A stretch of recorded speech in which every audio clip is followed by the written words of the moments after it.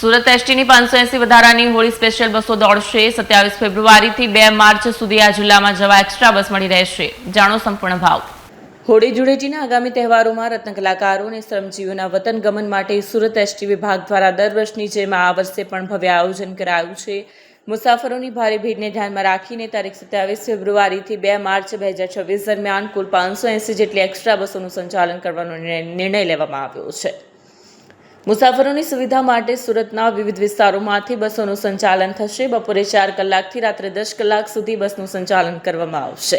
Surat central બસ સ્ટેશનની સામે આવેલ city bus station, Ramnagar Surat, આ ઉપરાંત અડાજણ બસ પોર્ટ, ઉધના, કામરેજ અને કડોદરા બસ સ્ટેશનથી પણ બુકિંગ થઈ શકશે। મુસાફરો એડવાન્સ બુકિંગ એસટીના તમામ બસ સ્ટેશનો અને નિમણૂક કરેલા બુકિંગ એજન્ટો દ્વારા જીએસઆરટીસીની સત્તાવાર વેબસાઇટ www.gsrtc.in પરથી ઓનલાઈન અને એસટીની મોબાઈલ એપ્લિકેશન દ્વારા પણ થઈ શકે છે।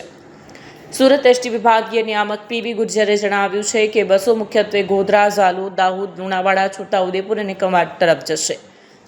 આ વર્ષે 580 બસોનું આયોજન છે અને જ્યાં સુધી મુસાફરો હશે ત્યાં સુધી એક્સ્ટ્રા બસોનું સંચાલન ચાલુ રાખશે। ગુજરાત સરકારના માર્ગદર્શન હેઠળ મુખ્યમંત્રીશ્રી તેમજ વાહન વ્યવહાર મંત્રીશ્રીના માર્ગદર્શન હેઠળ સુરત વિભાગ દ્વારા હોળીનું એક્સ્ટ્રા સંચાલન કરવા આવનાર છે। આ એક્સ્ટ્રા બસો તારીખ 27થી 2 તારીખ સુધી આ એક્સ્ટ્રા બસોનું સંચાલન થશે। આ એક્સ્ટ્રા બસો મુખ્યત્વે દાહોદ, પંચમહાલ, લુણાવાડા, ગોધરા તરફનું એક્સ્ટ્રા બસોનું સંચાલન થશે। જે એક્સ્ટ્રા બસો છે તે સુરતના મેઇન બસ સ્ટેશન CBSની સામે જે સિટી બસ સ્ટેશન છે ત્યાંથી આ બસો ઉપડશે। ઉપરાંત આપણે જે ઉલપાડમાં રામચોક છે ત્યાંથી પણ આ એક્સ્ટ્રા બસોનું સંચાલન થશે। અને આ જે એક્સ્ટ્રા બસો છે જે અમારું ઓનલાઈન બુકિંગ છે www.gsrtc.in એના પરથી બી અમારી ટિકિટનું બુકિંગ થશે। તેમજ જે ગુજરાત સરકારનું માર્ગદર્શન છે જે મુજબ એસટી આપને દ્વારે તે થકી જો 52 મુસાફરો એકસાથે જો ટિકિટ બુકિંગ કરાવશે તો તેમની સોસાયટી સુધી અમે બસ આપીશું કે જે તેમની સોસાયટીથી પોતાના વતન સુધી ડાયરેક્ટ મુસાફરી કરી શકશે। અને આ જે બસો જે છે તે સંચાલન મુખ્યત્વે સાંજે 4 વાગ્યાથી તો રાતે 10 વાગ્યા સુધીના સંચાલન ચાલુ રહેશે।